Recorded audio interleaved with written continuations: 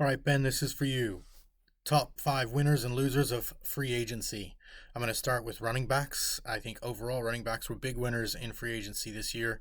K9, Kenneth Walker, while I was not too keen on Love going there, I think Walker brings a different dynamic to that team, and a veteran player is going to really elevate and could be a really high end running back this year. If you've had him and you kept him, he's worth a lot. Don't sell low. Travis Etienne, I think, was another one, a big signing for New Orleans. Oddly, with their backfield and everything they've got going on there. However, I like what they're doing in New Orleans. Shaw getting him the ball, Olave outside. They probably get another receiver as a rookie, and I think that opens up the field a lot more for Etienne. My assumption is they're going to move Kamara. They've got two younger running backs in Neal and Miller there that are always injured, it seems. So it looks like it's Etienne's backfield all on his own and no more Tutin. Speaking of Tutin, I think he's a huge winner right now.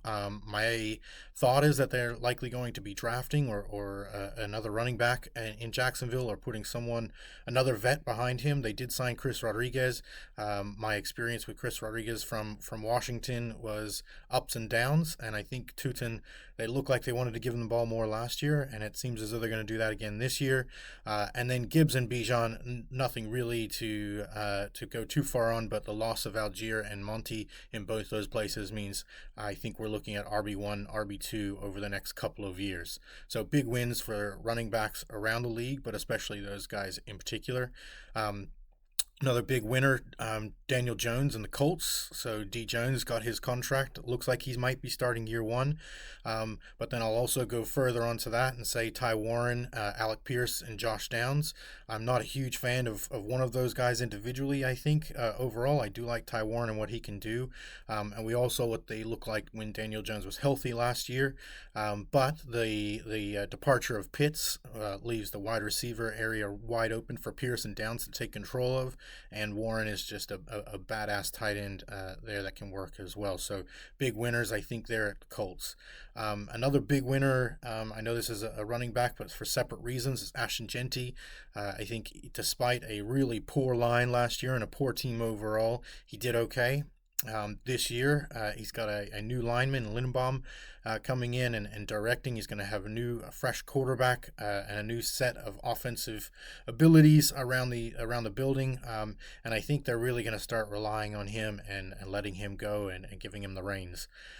So I think a big year for Ashton Genty. I would even go as far as say potentially top five year if everything goes to plan. Um, Another player that I've been up and down on over the last 12 months, and especially during his rookie season, is Igbuka. I was dead set sold that Mike Evans would be signing back in Tampa Bay, so a big shocker there for me. I think that leaves Igbuka all on his own, essentially. You've got McMillan, you've got Godwin, I know, but I do feel like Godwin is probably one injury away from retirement potentially after last year and the year before, constantly injured, and McMillan is just not Igbuka, so I think he takes over wide receiver one duties. The signing of Auten was an interesting one. They never really use Auten to his full ability.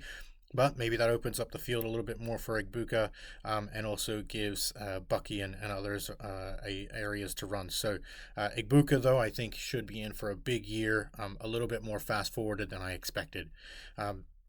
One more big winner I have is a little bit of a dark horse here is DK Metcalf. As anybody that knows me knows, I'm a huge fan of DK. Always have been. Athletic, really big, strong, fast, tall, athletic receiver, but has just always been in a bad spot with Geno in Seattle, and then last year being really the only receiving weapon on that team. Pittman coming over, I think, is huge for them. The addition of another running back in Dowdle should open the field up a little bit more. I don't know who the QB is going to be, but at least this time going into the year, they have another option, and it isn't all just on DK. So I think that opens up the field a little bit more for him and gives him more opportunities. 5 losers. I'm going to start with an obvious one. I think Trey Benson. There has been a lot of talk over this last offseason, people grabbing Benson everywhere I could see, and also asking for highest value possible. The signing of Tyler Algier there is a big dent, and they re-signed Connor. To me, it looks like Benson could be potentially out or RB3. They're not going to sign those two guys and let Benson take over. It's going to be a crowded backfield. I feel like he's going to get limited touches, and honestly, I just think Algier and Connor are better. So I'm staying away from Trey Benson, and if I do have him, selling him for what I can at this point in time. Another big loser, Theo Johnson. Really kind of had high hopes for him coming into this season. I think Harbaugh's always done really well with his tight ends, like he did with Andrews in Baltimore, but bringing over Likely was pretty much a big dent in his capabilities this year.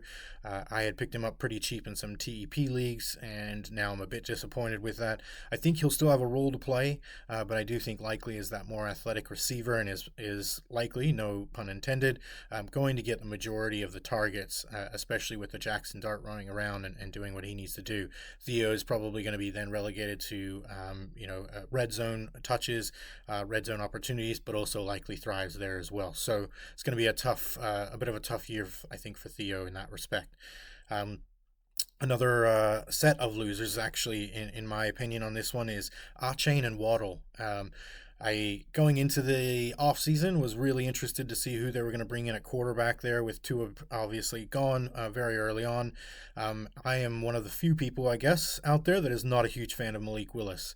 I don't think Willis has shown anything. He played at a couple of games last year and did okay, but he also had a great coach there, I think, in LaFleur, and also some pretty good parts around him to be able to work with. He's a running quarterback. I think it's going to take away from Achane, and he's probably going to end up running even more. And also, I just didn't really see a lot of great passing for him, and Waddle being really the only receiver left on that team, I think he's going to really struggle.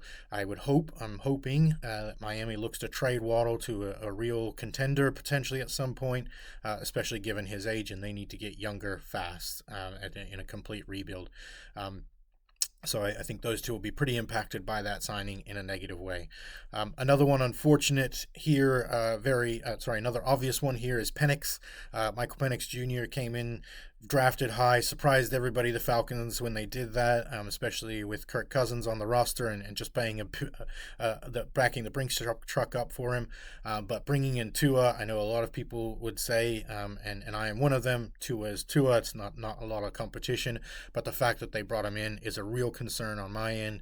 And Stefanski showed over the last few years he really doesn't know what to do with quarterbacks and how to manage that situation. So really worried about Penix, not just now, but also going into the future. And one extra injury to add to insult last year with that ACL. So I just don't know what the path is going to look like for Penix, and one guy I'm probably staying away from. But in the leagues I do have him, trying to grab Tua just in case. But I don't see either of those being real great fantasy options. Another one, which is really disappointing to say as a Patriots fan, is a big loser in free agency is Drake May. I want to say that I have confidence that Vrabel's got a plan, but not only did the Patriots not gain a receiver of real note, in my opinion at least. They lost Diggs, and they're likely going to lose another one or two as well.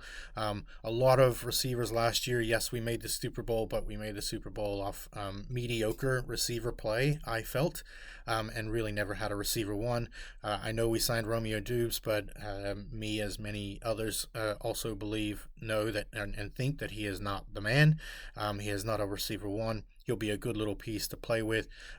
My hope last week was A.J. Brown may still be coming, but I didn't want to overpay for him. It looks like we weren't going to, and it appears as though, at least for the time being, he's staying at the Eagles. So May has limited options added and more losses than additions, in my opinion. Hoping maybe the draft will fix that up. A couple honorable mentions here, and I will just add a couple extra little nuggets. I think a lot of people are talking about Bucky Irving and the sign of Kenneth Gainwell. Me personally, not concerned whatsoever.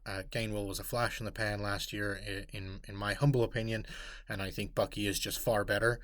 However, I know there's a lot of concern around there, and a lot of people calling Bucky a loser in this free agency. I am not one of those.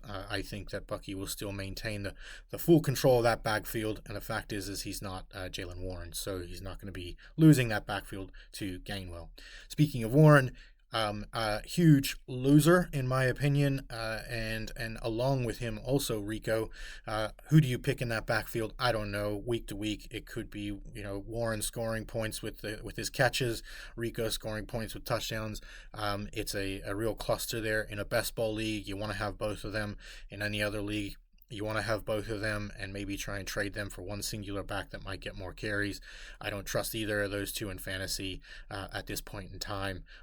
So my winners, running backs in general, in particular, K9, Tootin, Etienne, Gibbs, and Bijan.